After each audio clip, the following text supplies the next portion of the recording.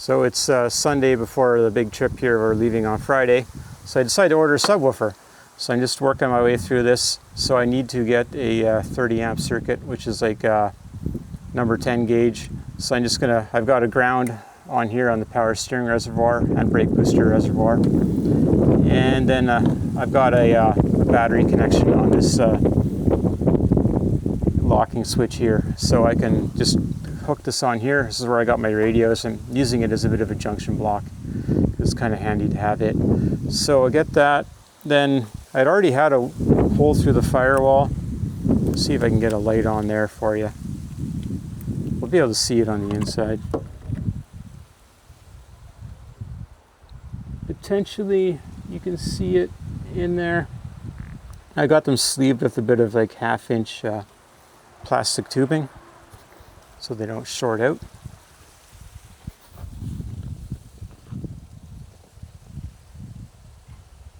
Comes in behind the pedal assemblies. Then I pulled this cover off here, and then the wheel well or footwell just pops out. It's just clipped on in 2 spots. And I'm going to just tuck this wire under the carpet. And then the sub, it needs stereo wires as well. So I'm going to be running them through here. It's just a RCA cable. And then I need a trigger wire. So I've got 100 feet of 16 gauge. So I just need to run a wire from my head unit across the steering where it's not going to get pinched. And then I'll get these all bundled up and run them underneath of the carpet. And that should work out good. So that it's a slim little sub. It's 8 inches wide. So either I can screw it to the floor back here potentially, or I will find a way to make it fit. That's sort of the plan. And then I'm going to have some extra RCA conductors. The intent there is that potentially at some point I can run the stereo system with a rocker switch off of the batteries when that makes sense. I got to get that wired up correctly. So also doing a head unit install. We can take a look at that quickly. So I did a video where I've had a bunch of different head units. So I'm going to be putting in this, I think it's a 7-inch head units, I think it's what they are. So this one was pretty good, but they don't make a one of these adapters for the van.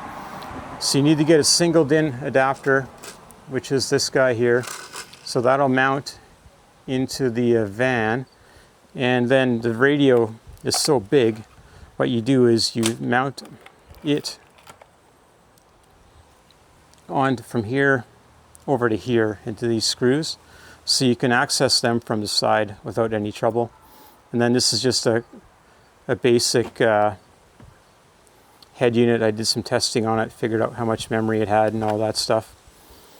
So I've got the head unit, an adapter, and then I'm thinking that I don't need to do any wiring.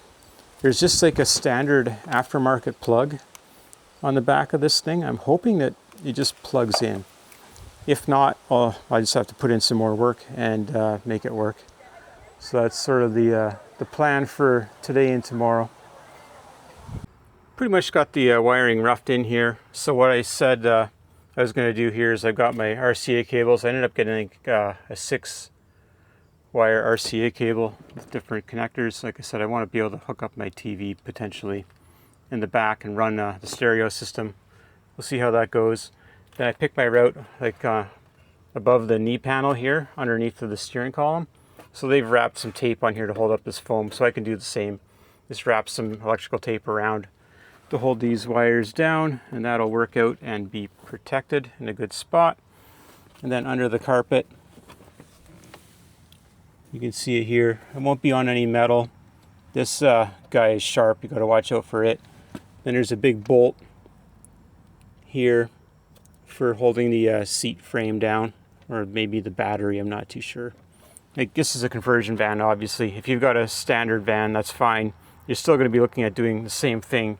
You'll be tucking it underneath of the flooring, which is this black material here that they left that when they did the conversion and put some carpet on it. that obviously has changed color over the years. Apparently it was blue at one point. Then it goes to pink and eventually turns into grayish white. But yeah, so I've got my trigger wire for the sub RCA cables. And then the power is coming off of that splice point underneath of the hood. So that's really all I need for the sub. I was looking at it, that sub is only 15 amps. So the 10 conductor doubled up with the ground going back is fine. Because normally they want you to like bolt to the chassis for your return. And then you're only really depending on the one cable. You double the length when you use cables each way. Because the body is a better conductor at times. But anyway, I decided to go that way. So now I'm working at, I'm going to have to get this radio out and get it swapped out with the other head unit. And it's always a struggle getting the dash out of this thing every time. I don't know what the deal is. I've not found a good way to do it, but eventually it comes out and ends up in the back. So, like I said, I'll get the head unit kind of going here now. New head unit is roughed in here, so I ended up having to cut the wiring off of the pigtail here for this radio. They all use the same coloring, like between the Metra connector, the new radio and the old radio is pretty consistent. Like you've got your speaker wires like green, purple, white, and gray, and various other things. Brown, I think, was the parking brake, and then no, sorry, the pink is the parking brake, and then the brown must have been the reverse. Anyway, I was able to figure it out. I was able to get rid of the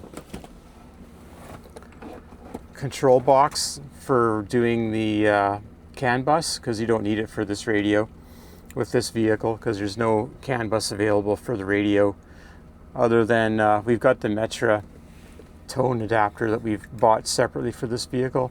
So like that's ultimately what you need, is this Metra kit for Chevy Express, and with the wiring harness you can plug into the vehicle easily. And then I just used the butt connectors because I was just being lazy. I have no other answer to that. And I've got my backup camera wired to the antenna power, and then I've got my subwoofer, which I'm in the midst of installing, connected to the sub output on here. And it's just a mess of wires, but it was really achievable to figure it out, because luckily the head unit did come with some wiring pin out. It's actually not for this head unit, but they're the same. So I was able to work my way through it. And the backup camera has the backup trigger on its connector. So no big deal there. And the thing works. Press. There's also the Let Your Group Build Your Own bar. Perfect. Feeding 15 and... So power is mute. So that worked out good. So it's Wednesday. We're going on our vacation on Friday. So I got Wednesday, Thursday to get this all kind of figured out, put the dash back together. And so the next part is going to be doing the mounting of this thing into the hole, so it's actually supported, not just kind of flopping around. So we'll get that figured out next. Got the radio bracket roughed in. I had to move it out fairly proud of the dash, because I need to be able to access these screws after I put the dash cover back in. And so it's going to look like something like this. So it's going to be sticking out a fair distance, and you'll be able to see into the dash a little bit.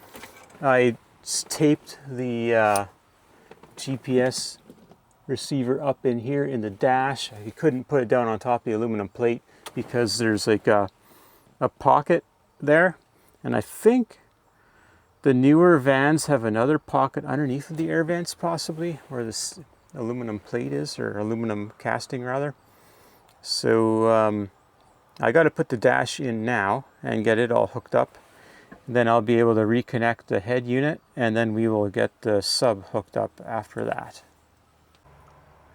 First try with the dash here, and I didn't get this thing out far enough. I don't know if you can see that or not, but the screw holes are not accessible. So I need to be out another 1.5 inches 1/2 inch roughly. So that's a bit unfortunate, but that's rework. Sometimes you got to do some trial and error to get things to go your way. So that's what we're going to do, is take it out and do it again. All right, so it's the next day. I was able to drive to work and back with the stereo head unit, and worked out good. Used Android Auto, weren't any glitches with it. And yeah, happy with this install. And I've got the sub installed here behind the seat. So let's see if I can pop around and we'll take a look at it. So basically what I did was I put the cleat here and screwed it into the carpet with 3 screws, and it's just up against the pillar in the back. I tried putting it up against this wood wall here, and it was vibrating a lot and making just a lot of noise. So for now, I'm going to just leave it right here, and I've adjusted the level to probably like 60%, and I'm pretty happy with that. And it gives you like what you're missing. Like, it's not an amazing sub. Like, I've got like a $5,000 sub inside my house, and it's like the size of this chair, and like you're not going to be driving around with like something like that.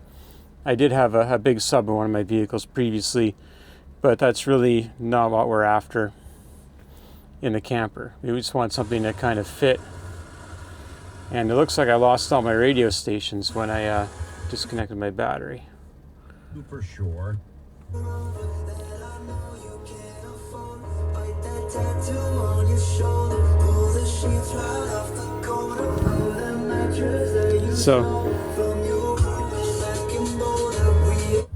So you can feel the sub is working, and like I said, like I've got 6x9s in the back, but they're like a long way back there. They're like almost 20 feet behind you, and they really don't really play an impact when you're driving. If anything, they're a waste of money putting those in.